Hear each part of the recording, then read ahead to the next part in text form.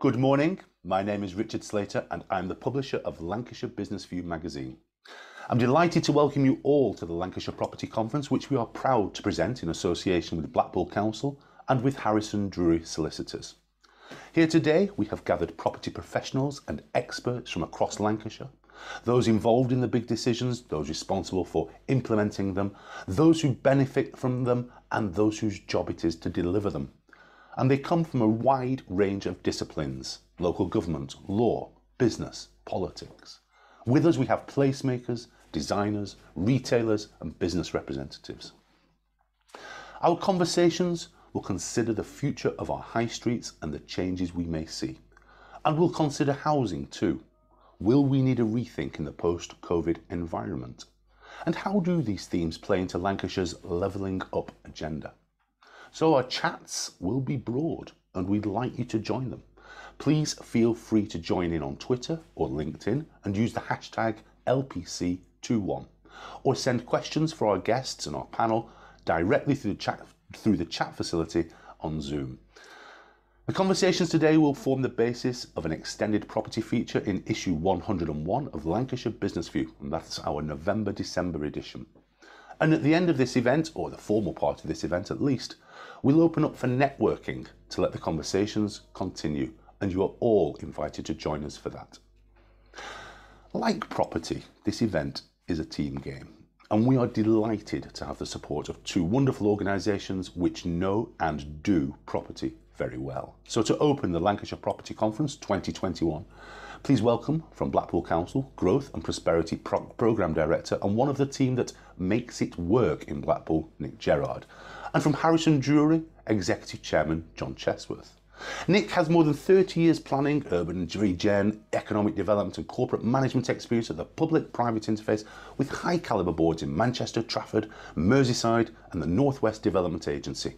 He's currently Growth and Prosperity Programme Director at Blackpool and leads the team responsible for implementing the town's £1 billion, that's £1 billion, transformative growth and prosperity investment programme, which includes major schemes which you will have heard about at Blackpool Airport's Enterprise Zone, Talbot Gateway, Blackpool Central and Blackpool Town Centre. John Chesworth leads the board of directors and is responsible for shaping the future of development at Harrison Drury. John qualified as a solicitor in 1997, specialising in resolving property disputes. He joined HD in 2007 and became managing partner within 12 months. John also contributes time and expertise to Preston Grasshoppers and chairs the board at St Catherine's Hospice and the Preston Towns Fund bid. Good morning, Nick. Good morning, John. Are you well today? Morning. Morning, Richard. Very well, thank you. Nick, if I can put this to you, first of all, we are framing, in a fashion, we're framing today's conference with the idea of levelling up in mind. Now, levelling up means different things to different people. It's not a universally loved phrase. What do you understand by levelling up, and how can our strategies in Lancashire around property feed into levelling up Lancashire? Yeah, thank you and good morning. It's good to be here, Richard. Yes, very interesting. There's lots of debates about levelling up, which realm into the realms of semantics. But for me, levelling up is opportunity. Throughout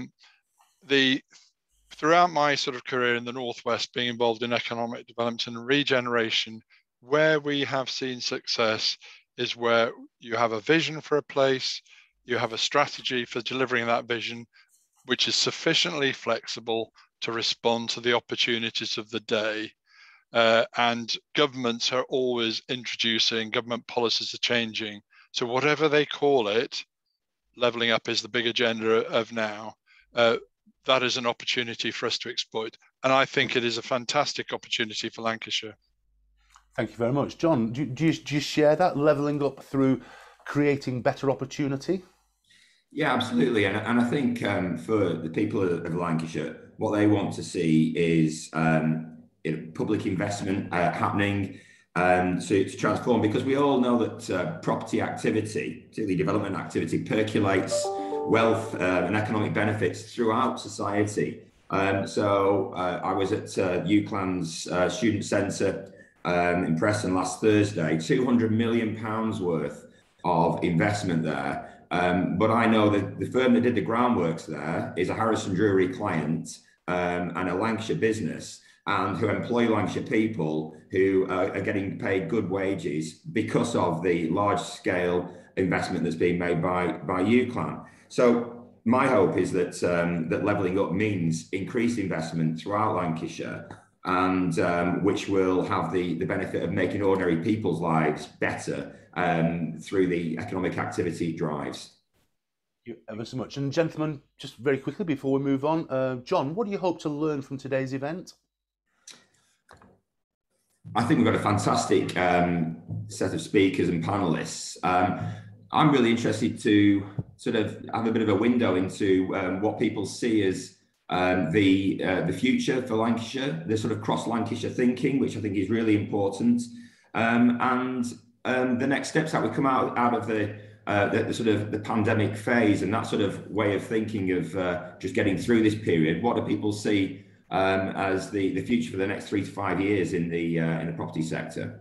Thank you, John. And Nick, what are you hoping to take away from this event? I'm going to come back to you at the end of the event, by the way, and ask you the same question. But what do you hope to take away? Well, let's hope my ambitions are fulfilled. No, I think, look, what do? We spend all day doing what we're doing. So I know exactly what we're doing.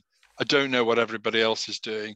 And events like this provide the opportunity, A, to find out what other people are doing, but more importantly, to stimulate your own thinking and ideas and develop partnerships and relationships for the driving things forward. Because as we all know, we're stronger together than individually. And the issue of partnership, relationships, and learning from each other is actually what drives any successful regeneration property program. So I'm hoping I'll have moved forward on that ambition today by hearing the other panelists.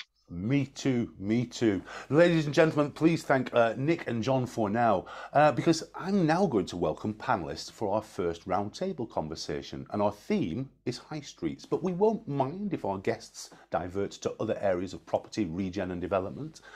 So let me welcome those guests. Nick Jetrard, you've already met. He's joined by Stephen Young, Executive Director of Growth at Lancashire County Council. Stephen has a quarter of a century of experience in the public sector, previously serving as Director of Place at Bolton Council and within various GM councils for the last 18 years. In Lancashire, he has led on the development of a 2.25 billion, that's 2.25 billion regeneration pipeline, including Lancashire Central Development, several enterprise zones, City Deal, a second home for Lancashire County Cricket Club, as well as more recently on the Preston Station HS2 master plan. There's an awful lot more in his CV, ladies and gentlemen, but it's safe to say that he's a Burnley fan. Catherine Price, meanwhile, works for New Ground CIC and is the Blackburn Town Centre Business Improvement District Manager, or the BID Manager. During her tenure, she has delivered world-exclusive brick model trails, innovative Christmas and creative arts events, award-winning marketing campaigns, crime prevention initiatives and environmental improvements. She has a background in town centre and neighbourhood management for local authorities and is an experienced in environmental enforcement. Tom Jones is the founder and owner of Worley Wine Shop. Tom is a passionate fan of the wine, and that led him to founding Worley Wine Shop back in 2010. Through lockdown and by employing true grit and entrepreneurial guile, Tom has expanded his multi-award-winning business to include the Worley Wine Bar. Welcome to you all, and welcome to Lancashire for the Property Conference. And if I may, I'm going to start with you, if I may, Nick. Nick, does the High Street need saving? Well, I think it's certainly fair to say the High Street's got enormous challenges, high vacancy rates, challenges from online shopping, and of course, many of the bankers of High Street development, such as the household names, remember the days of reverse premiums that were given for M&S investment? Well, those days have long gone. Debenham, staple of so many developments. We're going through times of massive change. So what the High Street does need to do is to adapt to the changing trends that are happening in society. And if it doesn't, it will fail. So to that extent, it needs saving. But I'd focus more on the issue of adapt, because all successful places have to adapt as the economy changes. And of course, we've seen accelerated change over these last 18 months, but actually acceleration of trends that were happening. So unless we modify our strategies, we adapt to those, then the high street certainly will need saving. But we've got to remember that high streets are still the focal point of our communities. It's not just a nostalgic desire for them to be that. They are functionally. All of the infrastructure focuses on them, the services focus on them, and so on. So, you know, unless we refresh our efforts and make sure we're doing the things that matter to people and go with those trends, then we will not succeed. You mentioned adapting there, changing and adapting. And for anybody who's not been to Blackpool, just go and have a look round and you can see things coming out of the ground all over the place. How have you had to adapt those plans over the last 20 months? Has there been a shift in emphasis? Well, the interesting thing about the last 20 months, productivity in terms of working on schemes has gone through the roof. In fact, so much so that now we're moving back to having sort of real meetings as opposed to just online ones. It's actually causing a problem because we can't afford the travel time. So, for example, a major 200,000 square foot office block, we have dealt with that entirely online and with people from London, Manchester, and whatever. And the efficiency with which we've been able to do business and develop new relationships, not just pre-existing ones, online has helped us accelerate progress. That has been an opportunity this last period to advance the plans that we've been involved in. Thank you very much. Catherine, from the Blackburn BID, the Business Improvement District, there are a number of business improvement districts across the county, and you represent the interests of your shopkeepers and the retail and the town centre businesses. Catherine, the Shadows Chancellor, Rachel Reeves, this week suggested that scrapping business rates will be the saviour of the high streets. Will it? Well, thank you for having me, Richard. I think business rates plays a massive part in the challenging environment of businesses at the moment, and particularly businesses on the high street.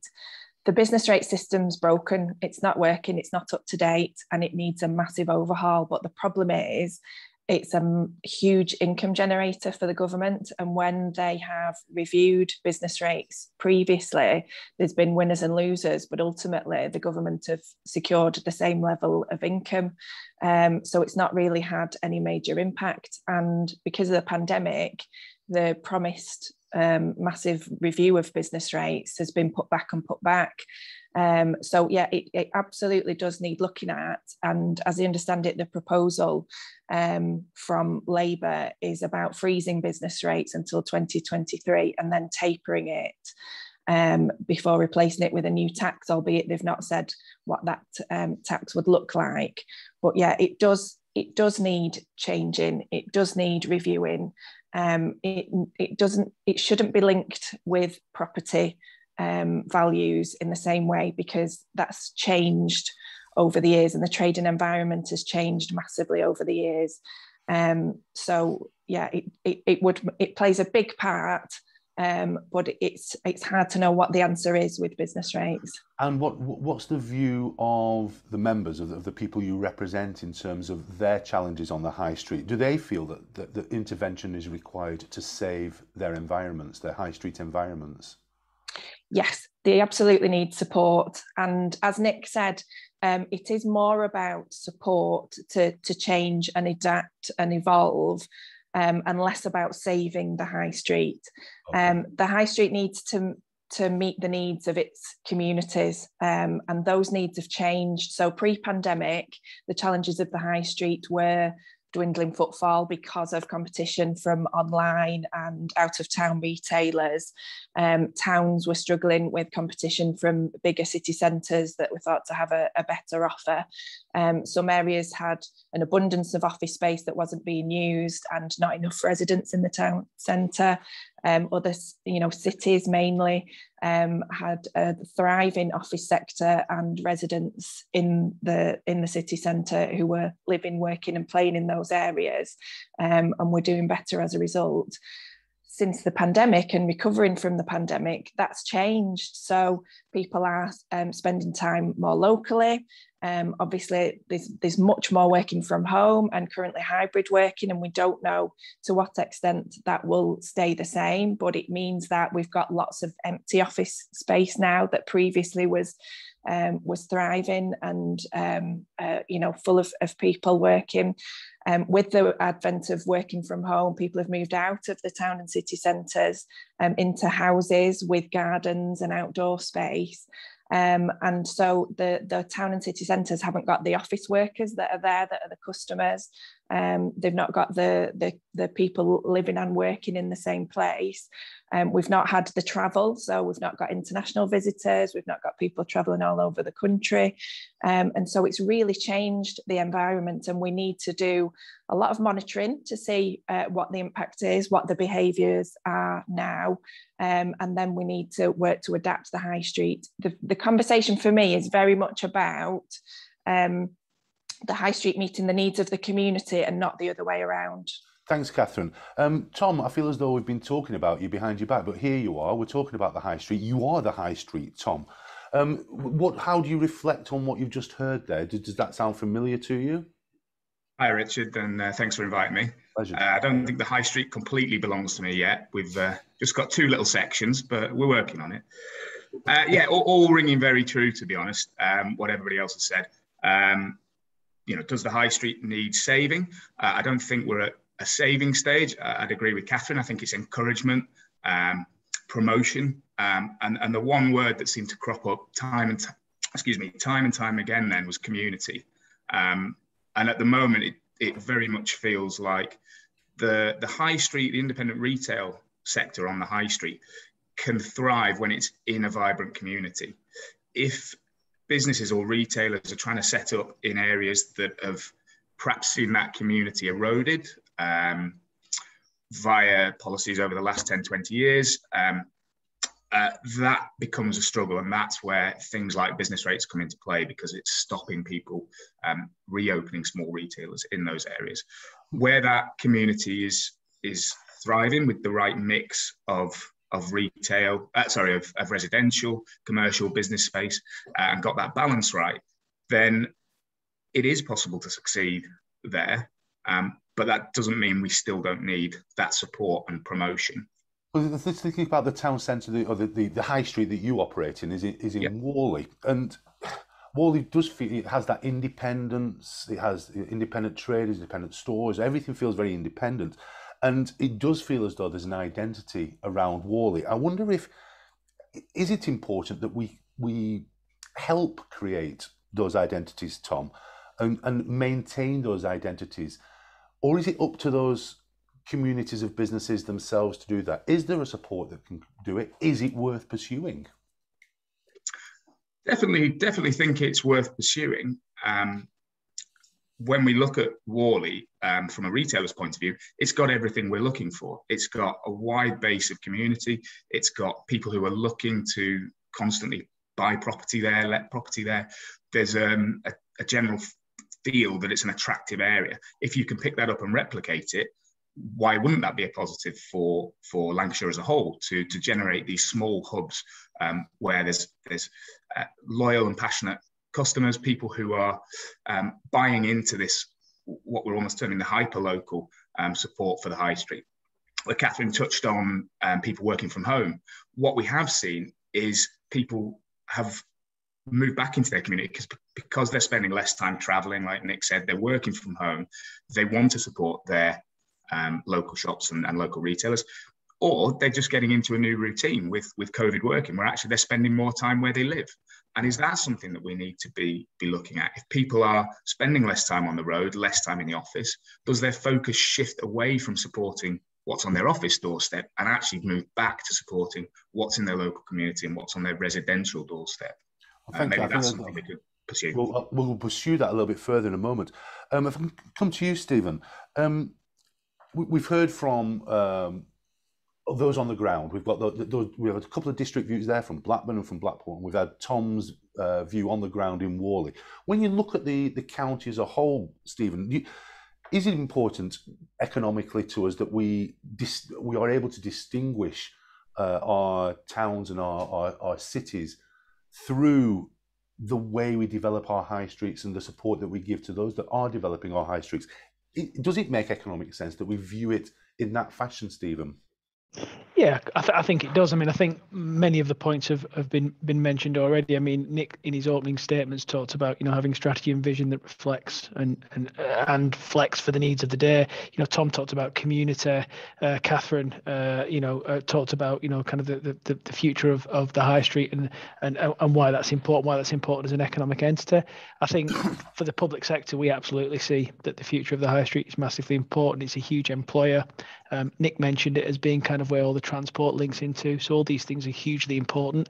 I think the big challenge I think that we face as a two-tier district and a two-tier area is ensuring that we've got, you know, the right powers in the right places. And that's always been a challenge that we've faced just by the way in which we're organised. I mean, I think to have a successful town centre, you know, you need control over your planning policy, you need control over your transport policy, you need, economic muscle to make things happen. You know, you need to have a clear vision that's kind of replicated across a large geographical area, so you are giving that sort of differential between different places, and it's not kind of more flavours of the same. Does that framework exist? Perhaps I'm trying to lead you down to a little bit of a conversation about county deals. The framework that exists to allow local decision making to take place within a wider framework. How does that play out when it's happening, Stephen? I mean, it does exist. I mean, it exists in other areas. If you look at Manchester and you look at Liverpool, they have a combined authority. They have an elected mayor. They have a number of metropolitan councils that sit underneath, and the powers almost are sort of divested in the right area. So at that kind of higher level, they've got control over, you know, spatial planning, so that they then can, you know, decide what, you know, where housing is going to go, where businesses are going to go, and having that much wider view in terms of how you're going to organise a much larger geographical area. They've got an elected mayor who's able to have those conversations with government around levelling up, around investment and around funding. Not that I'm suggesting that, you know, those conversations can't take place at a local level, but you've got one person speaking with a single voice. I think within Lancashire, because we've got two tiers, I think it's much more complicated. We've got, you know, district councils that have responsibility for planning, for example. The county council has responsibility for transport, and the districts are looking at in a smaller geographical area. We're looking over a much wider geographical area. You know, I can see the benefits in going towards a county deal where you could try and rationalise and have those decision making taking place at the right level, but it is difficult because, you know, you're talking about reorganising, not in the sort of conventional sense of changing organisational boundaries, but reorganising the way in which local government is organised, and it is very difficult. People are very passionate about their places. You know, politicians are very passionate about the places that they represent, so it's very, very difficult to move that forward. But the government have announced a county deal mechanism by which that conversation can be framed and can take place, but it will be difficult for Lancashire to move that forward. My personal view, not necessarily the view of the county or the view of anybody else, is that I think that's a conversation worth having. Thank you very much. And if I can stay with you just for a moment, Stephen, just floating back to something Tom mentioned earlier, is there an ideal town centre balance or an ideal high street balance that makes sense when we're trying to put together residential, commercial, retail, leisure, hospitality? Is there a way of approaching it, and are there case studies that can show us that it does work? I mean, firstly, I think it does work. I think for town centres to continue to thrive, they have to change. And I don't think this is anything new. I mean, if you look back over the last 25 years when I've been knocking around in local government, you know, go back to the 90s and start of this millennium, the challenge was out of town shopping. That was a big issue, you know, out of town shopping centres, that was going to kill the town centre.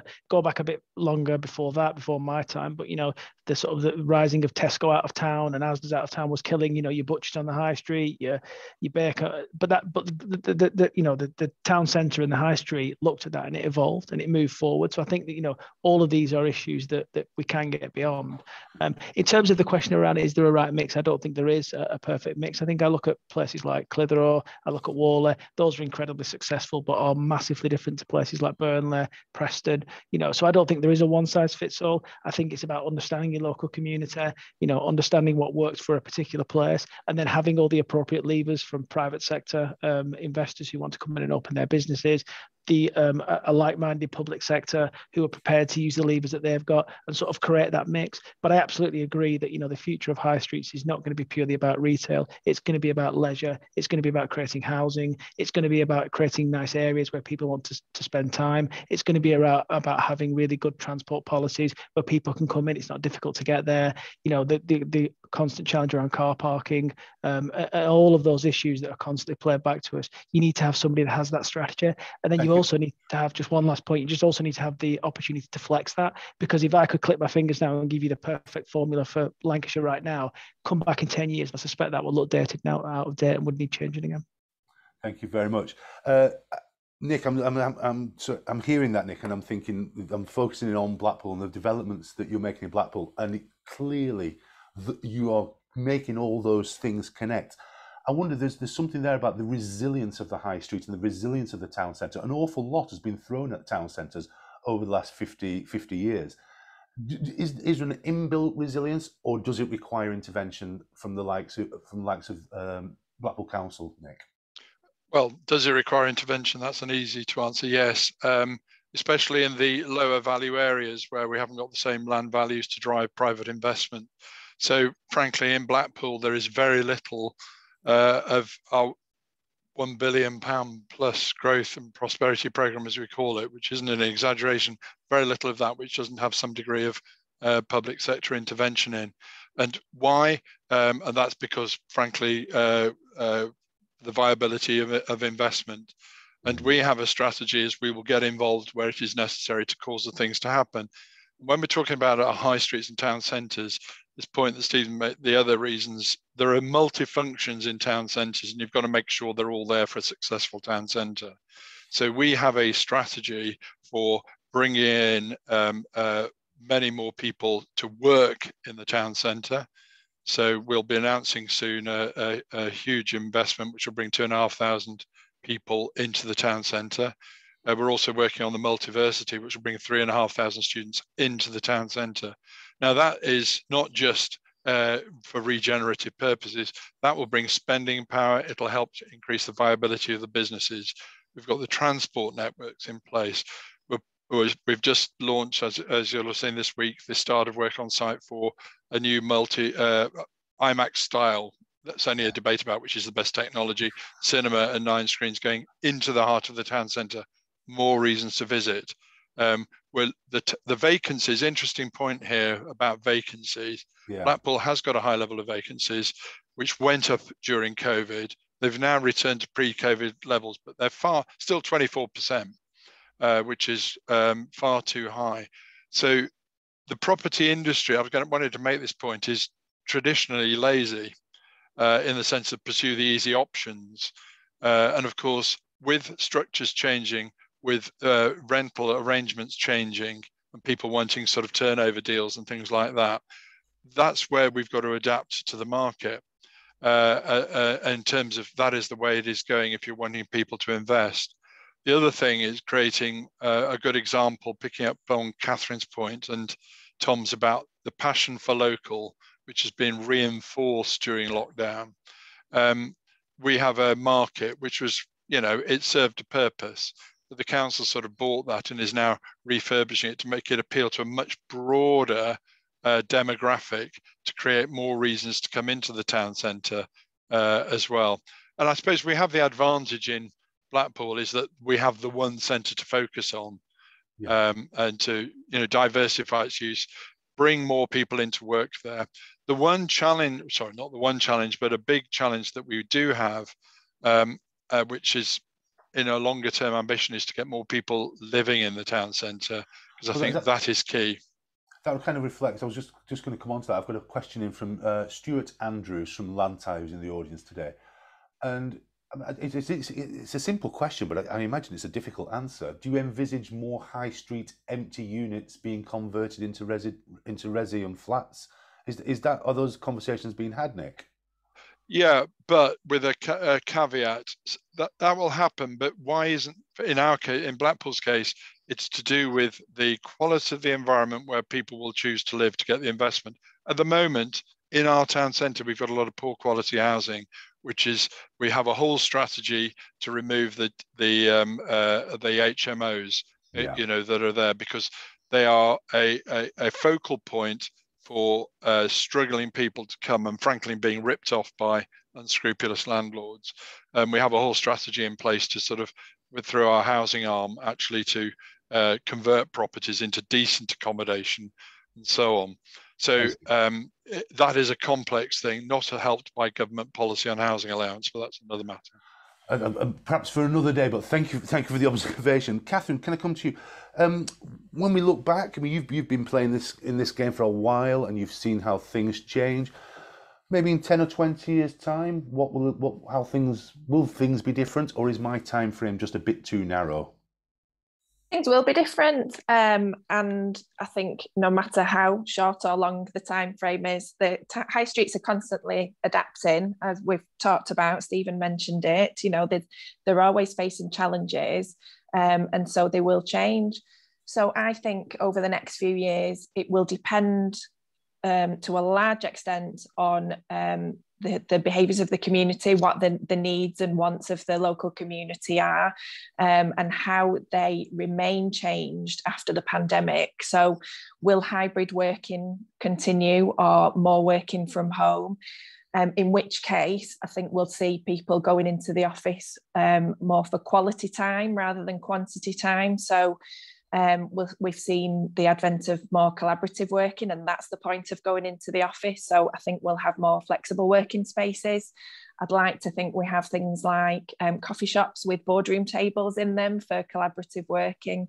I think we'll see more nature and green spaces in town and city centres, as people to support the town centre, to give people a reason to come.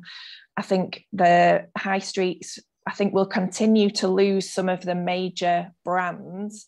That might, it's harsh, but that might not be any bad thing, because I'm hopeful that leads to more creativity, more innovation, and more businesses that are unique to that place. And that's what we really need. And that will create jobs, and that will give people what ultimately we're all striving to create, which is a reason for people to visit the place that we look after and that we're involved with. Thank you, Catherine. And so that's what I think will happen. Thank you, Catherine. And Tom, if I can come to you, we've done lots of what could happen, what might things happen. Forget all that for a minute. How would you like, as the guy representing the business community on the high street right now, how would you like it to look in 10 or 20 years? What would be your wish list for an ideal high street for you?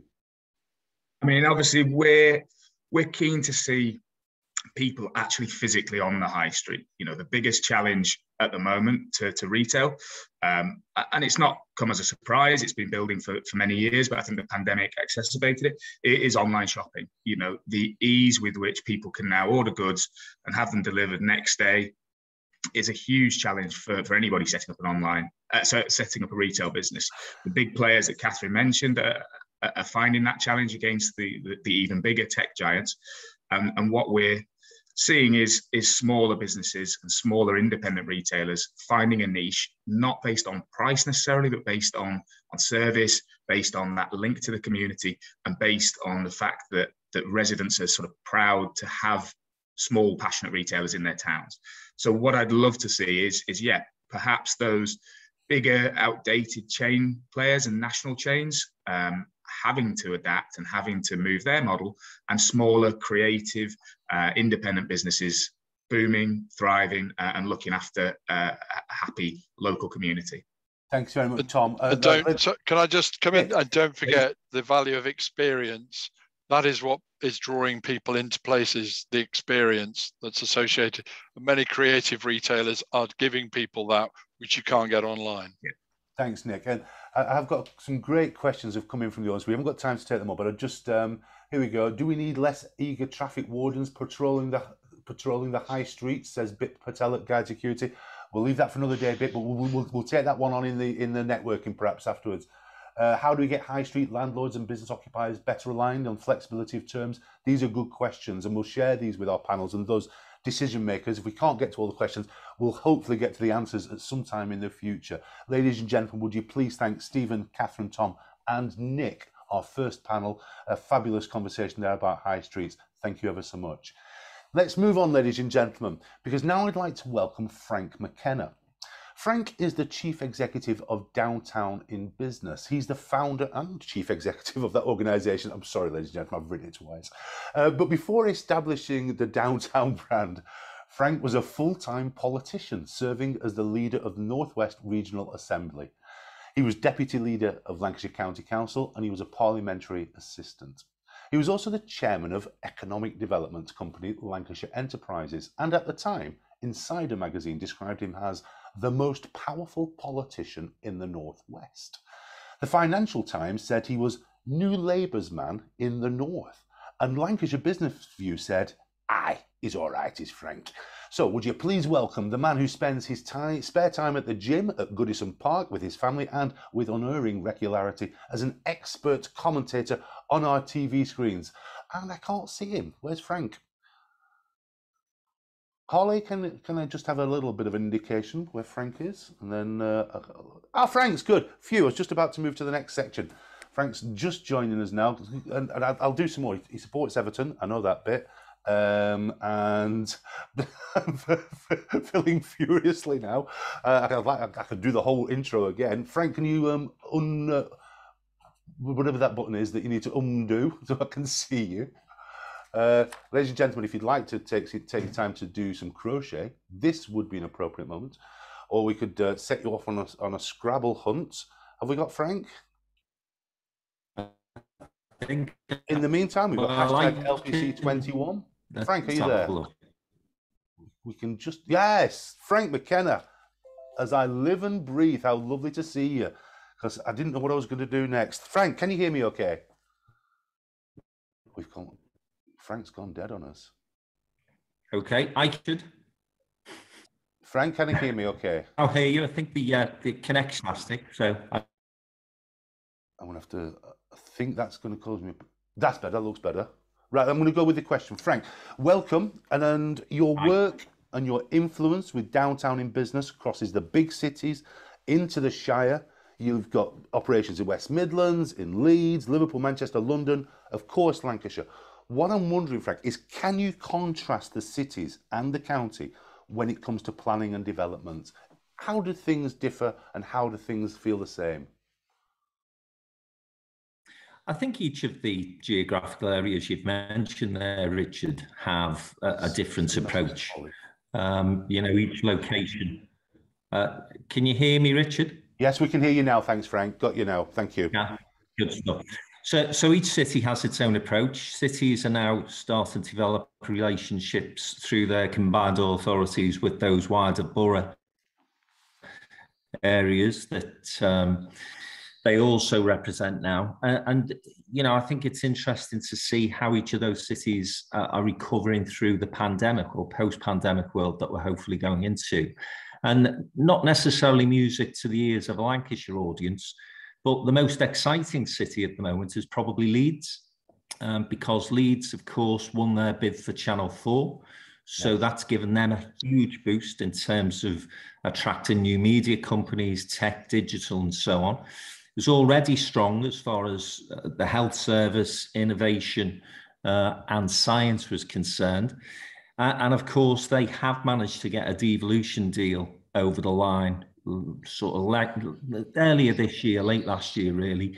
New mayor in place, lots of MPs in that sort of West Yorkshire area who will be championing the levelling up agenda that you mentioned with the other panellist earlier. And of course, Michael Gove, who now will have responsibility for delivering that, will see Yorkshire and West Yorkshire as a key battleground politically. So I think Leeds is in a really good place. But its challenge now, of course, is that it's just been told that it may not be included in the HS2 link. And that would be a huge blow for Leeds, because one of the reasons Channel 4 went there, of course, was because Leeds was an integral part of the HS2 development. So that's going to be an interesting challenge. If we go down to Liverpool, and you may guess from the accent, I have an emotional attachment to that city, and my football club is there. Listen, it faces huge challenges. We discovered through the pandemic the 48% of its business rates were from the hospitality sector. And it's basically been driven, has Liverpool, by the whole visitor economy. So outside of London and Edinburgh, Liverpool was the best visited city in the UK for a number of years in the past decade. Its hotel, restaurant and bar offer has just been burgeoning. And the buzz and the vibe in Liverpool that you get, particularly of a weekend, has been fantastic. But of course, that has fallen away. And I think what that gives the city and the city region an opportunity to do is reset, and it needed to. And Steve Rotherham and others have been talking about this for a while. You can't have that imbalance within any economy and be so reliant on one sector. And of course, hospitality is going to take some time to bounce back. In terms of the pros column for Liverpool, you've got the new football stadium, which will act as a catalyst for much more investment in one of the poorer parts of Liverpool, actually. So that is good news for the city.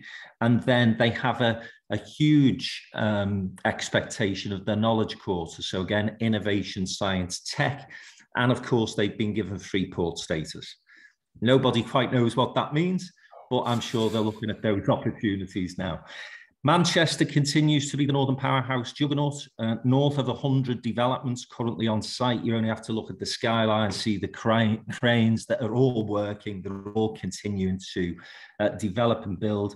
A new stadium in East Manchester to extend the Etihad Stadium, a factory development within the city centre itself, and much more besides. Manchester will continue to be the benchmark for every city outside of London in the UK, in my opinion. And then finally, and I'll shut up, Birmingham again, lots of things happening there, of course. Commonwealth Games coming next year, huge investment into its city centre, and a powerful mayor. And Stephen Young mentioned this in your earlier panel.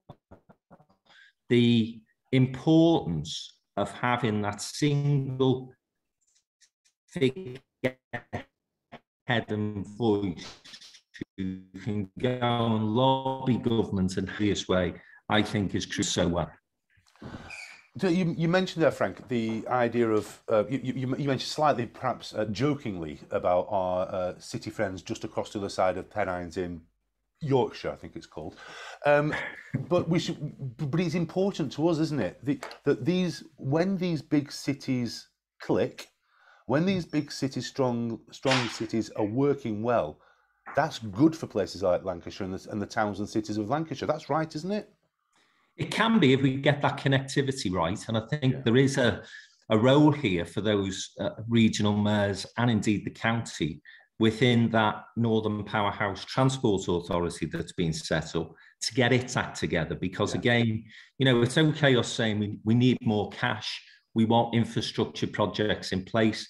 But Andrew Adonis said recently, it's our national property conference. The problem with the North is they're always planning to have a plan. And I think that he's right. And, his prediction was Crossrail 3 in London will be built before we get Northern Powerhouse Rail. That will be a scandal. We're just having a little bit of problems with Frank's connection. That's probably to be correct. But the point he was making was, can you hear me now, Richard? We've just got you back. Yeah, we'll give it another try, Frank. If we might lose you here, but we'll give it another try. Keep going, Frank. Manfully soldier on. I think we're going to have to move from Frank. Yeah, well, they come to Lancashire because obviously that's what most people are interested in. No, let's go. Ladies and gentlemen, I think we're going to have to cut that conversation short. If we can, we'll try and get Frank back to join us back at the end, but I'm afraid we're just going to have to move on for now. So, ladies and gentlemen, it's a shame because I've got some really banging questions for Frank to come up, but unfortunately that link isn't quite working for us. So, I'm going to introduce instead our next panel. And perhaps, Holly, if you wanted to, perhaps you could help bring Frank into this panel. That might work. If we could join Frank onto this panel, we'll try again there. So our next panel has been tasked with bringing the housing story to life. John Chesworth, you've already met, so welcome back to you, John. And John is joined today by Wayne Hemingway. Wayne is a partner of Hemingway Design. Wayne spent his early years in Morecambe and Blackburn, and he left school with 10 O-levels and 4 A-levels, and then, and this was new to me today, interestingly, he headed for the big smoke and gained a degree in geography and town planning. Now, he first came into my firmament with the launch of Red or Dead in my hometown of Blackburn, a legendary clothing label he set up with wife Gerardine, which was sold in 1999 and paved the way for Hemingway Design.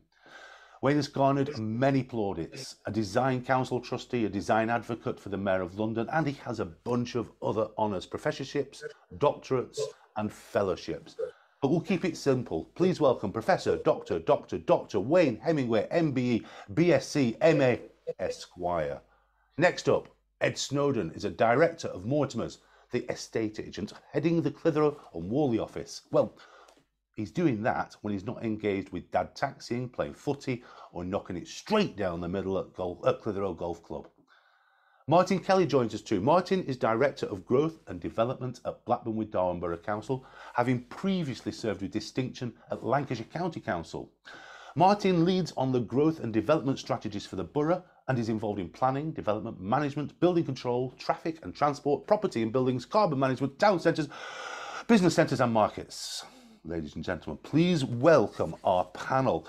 John, if I can come to you first of all, if everything is connected, and I genuinely believe it is, where does housing fit in a wider economic strategy for Lancashire? Thanks, Richard. Yeah, I think everything is connected. But I was talking the other day about driving sort of jobs into areas, and why do people locate businesses within specific areas? Quite often because of the people, the workforce. And what we've got to create is our places within Lancashire where people want to live. So that's a mix of the right schools, the right offers in our towns and city centres, but also the right houses to live in.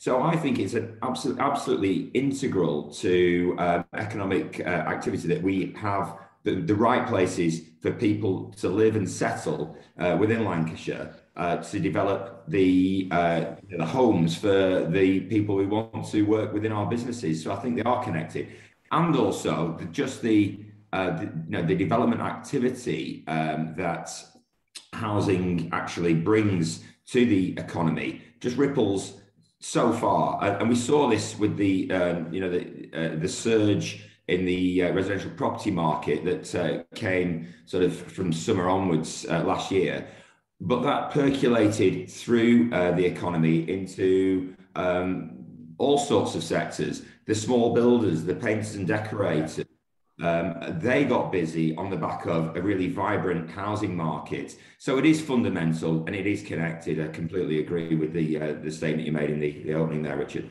Thank you. Martin, if I can come to you, it's the same question. Reflecting on your wide career in the public sector and doing this for a living, developing and regenerating for a living, where do you feel housing fits into that bigger picture, the economic picture, and the driver towards the clumsy phrase of levelling up? I think it's, start again. I think housing is not just about housing numbers and things like that. It's about creating great places for me that are prosperous and also meet local needs. But in our game as well, guys, it's all about sort of attracting and retaining talent in our places as well. For example, and also picking up on what Frank said, I think some places, it's about making it happen as well, I think as well, Richard, because as Frank said, you can have a plan about a plan, but I can talk about what we're doing in Blackburn. I think probably about 5, 6, 7, 8 years ago, we built 19 new houses in the borough. We now, in the last 3 to 5 years, we have something like 3,000 houses either completed or in planning and construction. working with the likes of Wayne Hemingway and others, it's not just about a numbers game. It's around the quality and the sense of place that we're trying to create. But places like Blackburn have to work gradually across that. It takes you a little while to get to those sorts of numbers. So, for example, we're now working at a level where places like Blackburn, unbelievably, we've got houses where you can price points of 300, 400, 500,000 pounds, which were unfathomable many years ago. We've got plenty of affordable housing. The issues and challenges for places like Blackburn is to attract and retain higher value residents, high value economic activity. And hand in glove with that, Richard, we work really hard on our employment sites, our infrastructure, our connectivity. And we've got 5,000 new jobs in the last 3 years, apart from that pesky COVID interrupting our progress. So it's very hard, but I think you have to take the view, Richard, that these things have to take a long time, a lot of public, private sector working, and a lot of talent to actually make these things happen as well. So housing instrumental for our places, local government, our economic income depends on the tax base improving as well, and it's improved, and the business community need us to bring more residents, more economically active residents in our communities as well. So I think the whole thing's come together. I do recall when those areas opened up, or those development potential areas opened up. But to shift from 19 to 3, to into the hundreds every year, that suggested not just a change of policy, but a change of will. Well, the political leadership was there, our planning frameworks are there, dedicated growth teams there, a willingness to work with and bring on challenges like from people like Wayne and others to sort of test and rethink what we do and how we do it. I think you have to be open to all things, Richard, these days. Thanks, Martin. Wayne, if I can come to you, Martin mentioned there the phrase, without that pesky COVID, we might even be going quicker. I wonder, I think COVID, it feels to me like, has brought a new relationship between work and home. Do you think that an element of home working is going to stick with us, Wayne? And if it is, do we need to rethink the way we plan and design our houses? Well, if you take it from the fact that COVID has highlighted, as if we didn't know already how important where you live is and how important homes are, then COVID has really brought that into sharp focus. So, for example, where I'm speaking from now in London, and Hemingway Design has a lot of very young team members, talking about the majority are under 25, and to see what the homes that they live in has affected them as people has been very upsetting. And this is obviously, it's different in cities and it is a national problem, where we are, when everything's fine and you can enjoy a place, you can go outside, you can walk, you can enjoy gardens and all of those things that most of us, well, not most of us, but most people on this conference have enjoyed. Then COVID for many people has not been the end of the world, as long as you haven't been really ill and as long as you've avoided death and all of those and that element of it. Then there'll be a lot of people on this call who've probably enjoyed elements of COVID. They've had more time at home. They've had more time with the kids.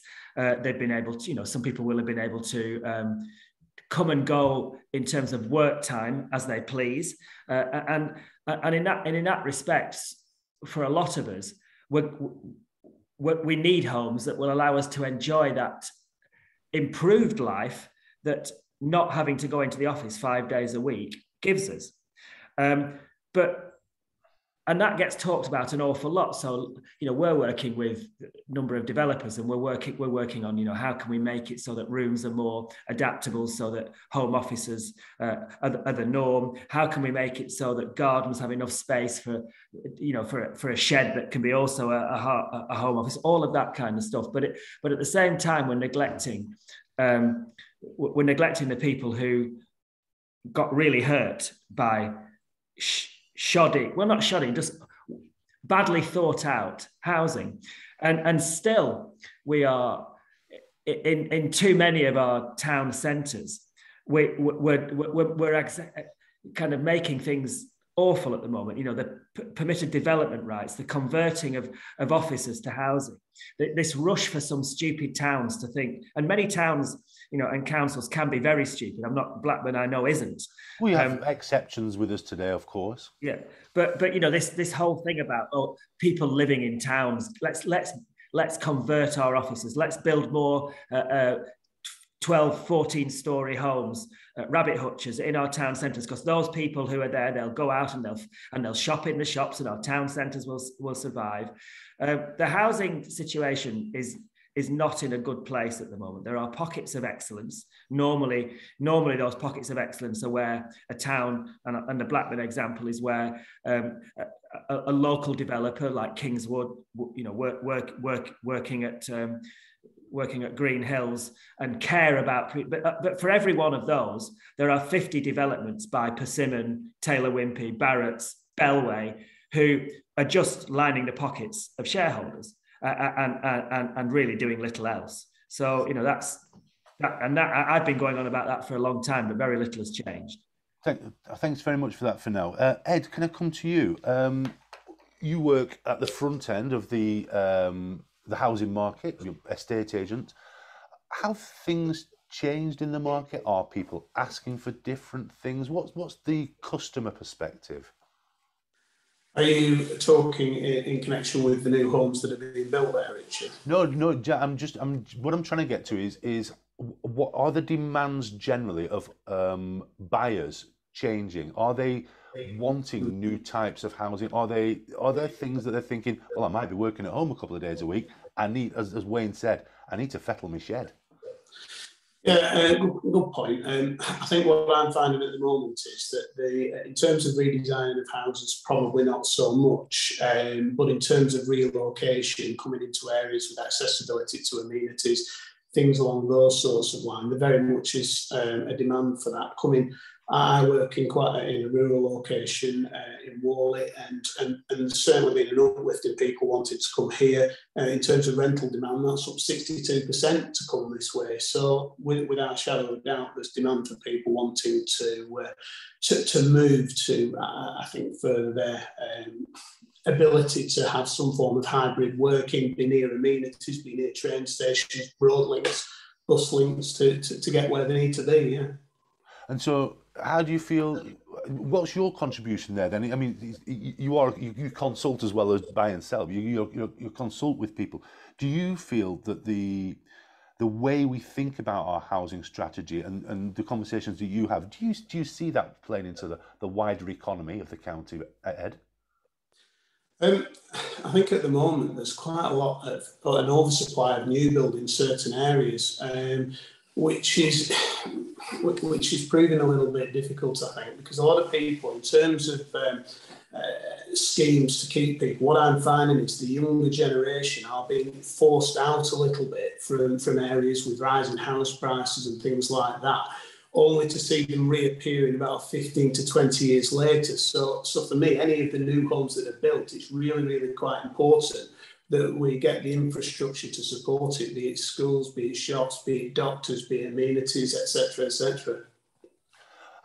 So, yeah, I've kind of one of the weird things about the pandemic period, I re-engaged with my milkman and got my milk delivered, and I re-engaged with other more services local to me. And those who've ever spent more than about 12 seconds in my company will know that I like this phrase: if you can buy it in Lancashire, buy it in Lancashire. But if I can buy it on my doorstep, even better.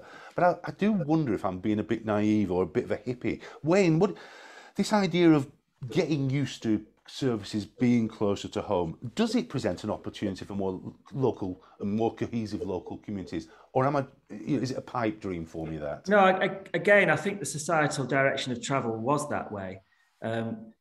Remember that we've got and it's got to be slow. It's not a shift. It's not an overnight shift, but we've got a generation who've been brought up now understanding about sustainability and everything that means, and sustainability isn't just about the environment, it's about social sustainability. Kids learn about this at school, and they learn about supporting communities, but they also learn about carbon footprint and all of that. So, but also there's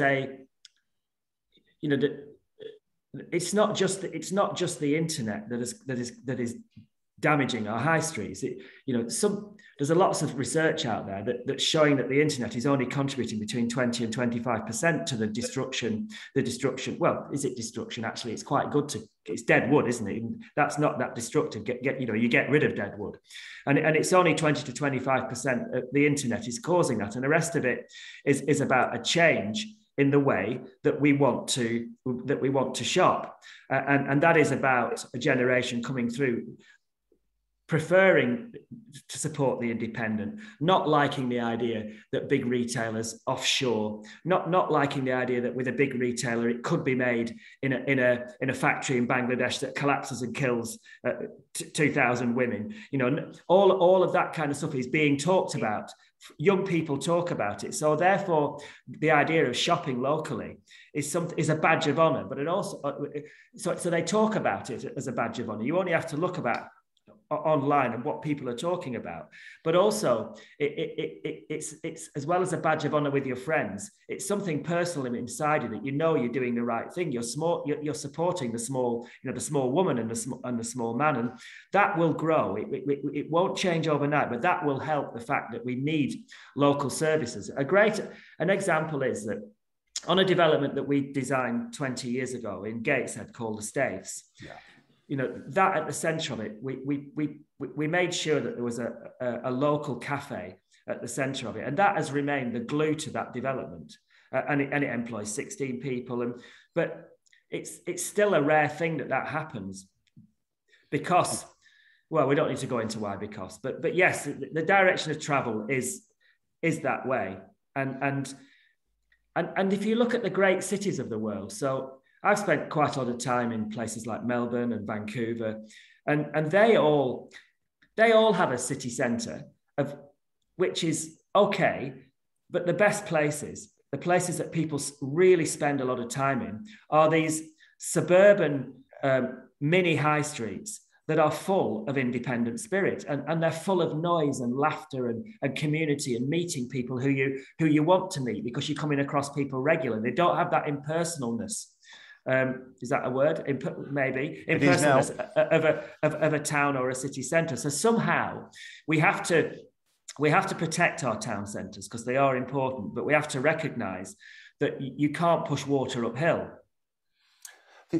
I'm intrigued by this, Martin. Can I come to you? The way that's just been painted to me, the big city, the local high streets within and dotted around the suburban zones. It's a little bit like considering Lancashire as a city, is that, of 1.5 million residents, thereabouts.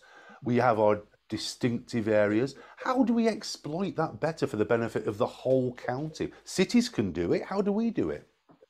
Oh, if I had the answer to that, I'd be the mayor of Lancashire, wouldn't I? But if we were allowed, if only. I'll bring it down to more local. That analysis, the way Wayne set it out, that's exactly the rationale we're using to rethink about the town of Darwin. Unloved by many for many years, but it's got a strong sense of identity. It's got the urban-rural combination, the strong town centre in the sense of it's a character town centre, real jobs in that place. People make things. That's a maker's town. We're trying to now, with our town deal, look at how we bring in the things that are missing, like a new food hall, animation, some of the cultural stuff, linking town and country, making sure our anchor institutions, our employers, are able to continue for the next 10, 20 years. I don't think there's anything magical about it. I think it's just having the drive and purpose to think about how we adapt to the current market opportunities. I think just for Lancashire, there's too few places that are doing that in a consistent way. And unlike, I think Stephen mentioned at the start, part of Lancashire's hobbled by the fact on the public sector side, you've got two-tier governments, districts and counties. That doesn't matter in Blackpool and Blackburn. Our issues is one of scale, not of bureaucratic indecision or incapability. So I think until you sort out that side of things, we're going to be stuck. Just last point from me, I think Stephen and Frank were making the point, it'd be a surprise to maybe some of the private sector dudes on this conversation. I think we've got over 1,500 elected members across the whole of the county council area and the district and the unitaries. Not one of them is capable of speaking to London on behalf of Lancashire. So I think that's part of the issue we've got to face as well, guys. I'd like to thank Martin for writing our headline. That was very good. If I can come to you, John Chesworth, you as a lawyer, as a leader of a legal practice, you rely on certain kinds of people to come and work for you and make your business sing. With that in mind, are we building the right homes in the right places to satisfy your end of the market, John? Yeah, it's really interesting to hear what Wayne was saying about the properties that are being built in towns and city centres. I think that what towns and cities have got to do, and this is where they've got the interconnectivity of our themes today, is that the towns and city centres need to offer something that's going to attract people to want to live in the close proximity. So it's absolutely right. And if you do that, then you're going to attract those people to want to live in towns and city centres, and the developers will build them. Developers don't build anything unless there's a market for them. So in terms of, we have, in a firm like ours, we've got young graduates with limited budgets, and then we've got more experienced people with families who are looking for different kinds of properties. So there's a different mix in all of this. But for me, getting the holistic approach to place is absolutely fundamental in all of this. There's got to be things that satisfy those people in the city centres and town centres, to encourage developers to build the properties that they want, that they need in the cities and towns. And similarly, and the point that was made earlier about the demand for larger properties with more space and access to the more rural areas, we're seeing that both in our clientele coming through. People, I'm sure Ed will echo this, there's a long list of people wanting to buy the houses and not as much stock out there to actually to meet that demand. But I think we've got a real opportunity in that sense, but then you've got to balance that with not building on all our beautiful green countryside. So there's a balance to all of this. And I think what's very clear from our discussions throughout today's conference is the overlap and the interconnectivity of these issues. I think so. Thank you very much. Wayne, you wanted to come in there, I think. Yeah, so John said something quite fundamental there. He said that developers only build when there is a market for it. And that is correct. They're very clever like that. Obviously, they're very successful, financially sound businesses. But also, they can build for a market that is bad for a town.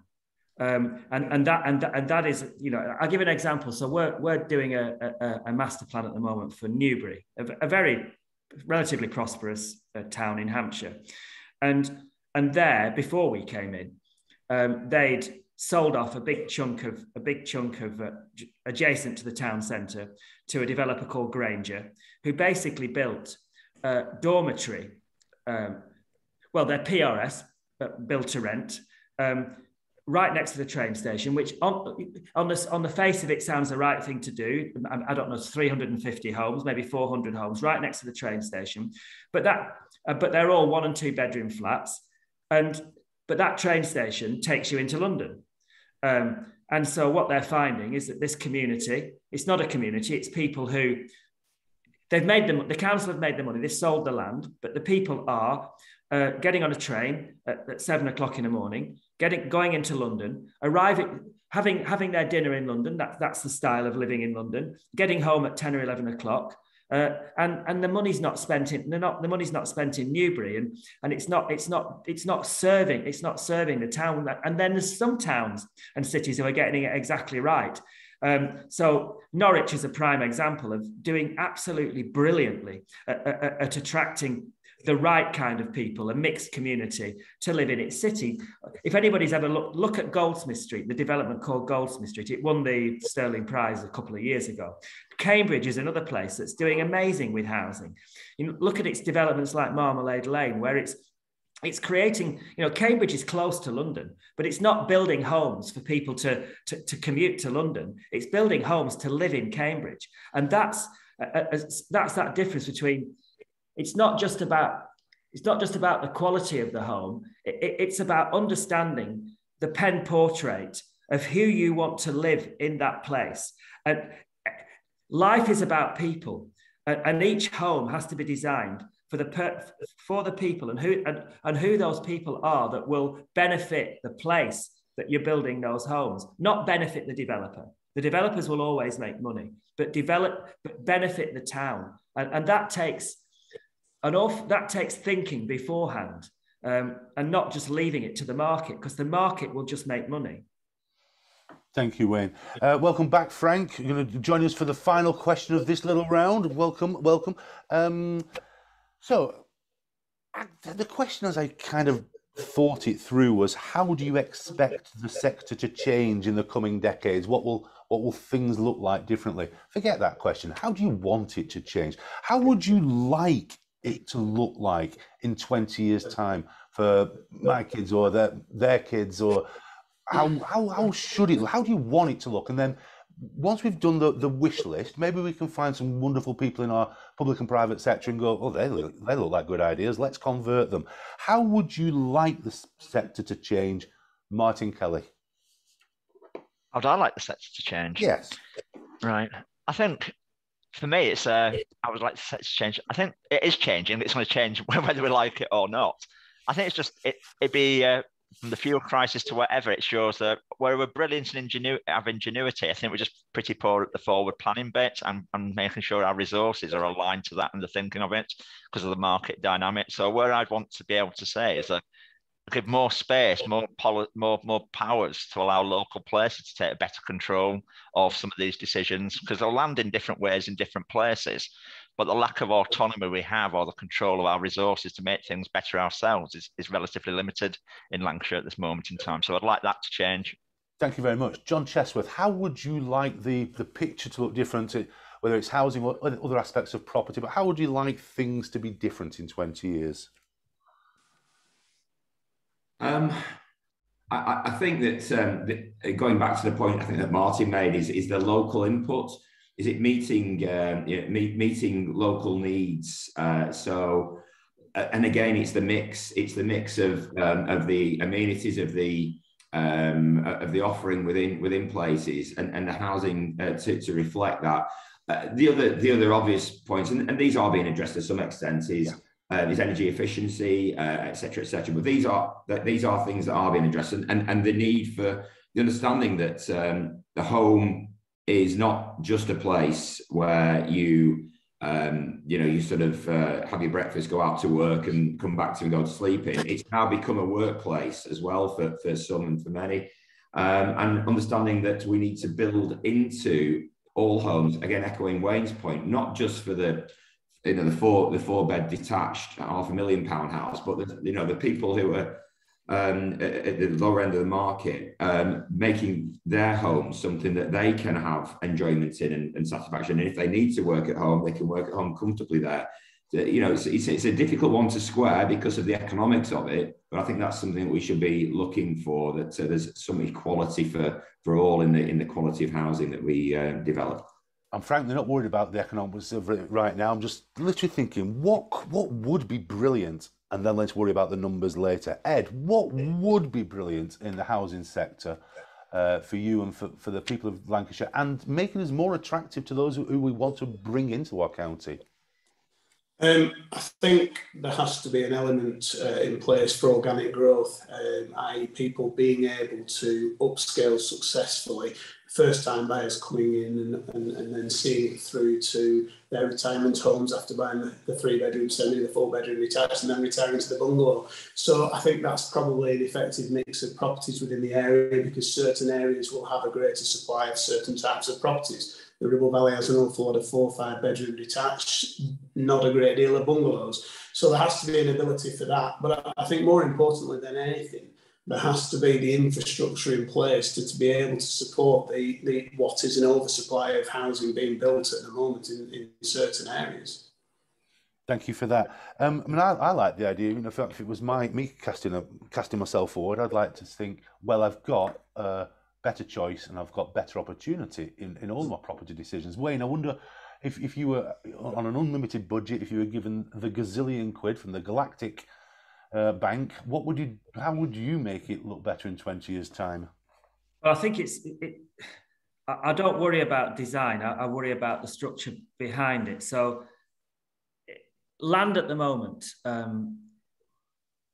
how the system often works is, let's say there's a development that could hold 500 to 1,000 homes.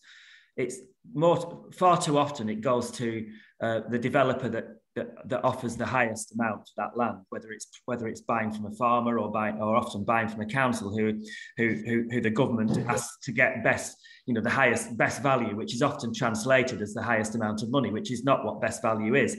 So you end up with a let's say there's, Blackburn said, Martin said that, Blackburn has built 3,000 homes over the last years, which is great. But sometimes what a town does is it gives 1,000 homes to one developer. And those are the mainstay of the new housing so it's a quasi monopoly, and they're drip fed out to the market at maybe 1.5 homes a week in the hands of one developer, and they've paid an awful lot of money for that land, and as a result of paying an awful lot of money for that land, which can be 200 up to 250 times the value of the land that would be for farming, especially, well, that's more in the south. Probably in the north it can be up to 100 times. The house builder is fairly screwed at that stage, and just value engineers everything out till you end up with pretty bog standard homes. We can change that in a number of ways. Number one, Homes England could step in, and there could be ways of managing the land uplift price. We haven't got time to go into the detail of that, but there are people who have worked out systems of doing that. And what should never happen is that one developer ever delivers more than 150, 200 homes on a site. And if any developer says, oh, we can't make it work at that, that's absolute bollocks. They can absolutely make it work. In Europe, you would have a development of 1,000 homes would always go to 5 or 6 or even 7 developers. They would develop together roughly at the same time, depending on the utilities and how it was laid out. They'd be in competition from day one. So they're in competition for quality, for difference, for space, all of those kind of things. We can break those monopolies by doing it that way. And then also there should be a quota on how many developers within a site are local. And then on top of that, if we can add purpose-led development to it, and there are some purpose-led developers. I'm asking for a lot, but all these things are possible. Bring it on. Ask for a lot. You've covered off some questions there from Azim Khan from Gemini Commercial Clean had a question about localization. Simon Parr from Eric Wright Group mentioned net carbon, zero housing in his question. So thank you for that, and thank you for these questions. Frank, just welcome back. I'm not going to go back over to precisely where we were going to go, but I wonder I'm interested in your perspective. You are a politician, fundamentally. I see you as a politician. You are a businessman, and you're a lobbyist. That's quite a pitch to play. And you just know the game from a number of angles. You've been there. You know the art of the possible as well, and the art of the impossible. What do you think we should be learning from our neighbours about bringing things together? Property, development, health, education, transport, infrastructure, all those key aspects which I think are connected. And where does housing and where does property play a part, Frank? I mean, the one thing I'd like to see over the next 20 years is better 5G for myself, given my earlier experience with you. Can I just say, ladies and gentlemen, the fastest internet connection in the whole of Europe is in Blackpool, and that's where the big pipe from the Atlantic arrives in Europe.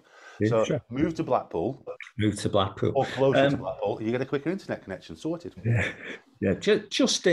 Listen, I don't think we need to learn anything from our neighbours to an extent. I think that, just from the people that you've had on your panels today, it's clear that we've got the talent within the county to deliver some of these plans that we all love to see. I think what Lancashire needs to do is regain its confidence and become ambitious again. And, 20 years ago, Lancashire led the North West Regional Assembly. I was the leader. It was because Lancashire was held in such high esteem. We had the most successful public-private sector economic development company that we were running in Lancashire Enterprises. We had a Rosebud Fund, which was the most innovative business support fund in the country, that literally invested hundreds of millions of pounds into Lancashire businesses. And we had an office in Brussels that was called Lancashire House, that Merseyside, Manchester, Cheshire and Cumbria used to rent space from us from. It actually made us a profit. And that was because we had officials and politicians who weren't parochial, who looked out rather than looking inward. And when Martin and Stephen, Marketing Lancashire, people like Tony Attard, and those other people that you've been speaking to today are around and talking about ambitious plans, vision, they need to be supported, and they need to be supported by politicians who take off their town hat and their parochial approach to politics and start looking at strategy. And, you know, if we were to look for a plan for Lancashire, then we've got three distinct areas. We've got East Lancashire, we've got Central Lancashire, and we've got our seaside resort. There's no reason why we can't have a coordinated strategy and a plan that actually allows each of those areas to complement one another in terms of how it moves forward, that goes to government with that plan, that talks about infrastructure, connectivity across the county, but also connecting to other parts of the north, and indeed, let's face it, to London, which will bounce back at some stage and is still a crucial part of the UK economy. But unless and until we get politicians to actually start to match that ambition and that vision that all of the people that have spoken today have, then I'm afraid in 20 years' time, we're going to be a further 20 years behind Manchester.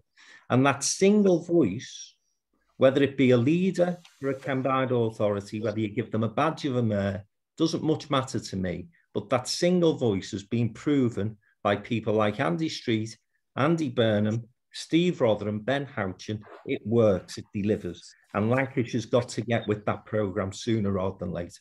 Ladies and gentlemen, and I think on that rallying call, we will end this panel conversation. Please rattle your teacups, or do whatever you can do give it up for John, for Wayne, for Frank, for Ed, and for Martin. Thank you all. Thank you ever so much. Ladies and gentlemen, that almost concludes our formal business today. But before we go to what I consider to be the untrammelled chaos of online networking, please welcome back John Chesworth and Nick Gerard, who are about to just come right on, please.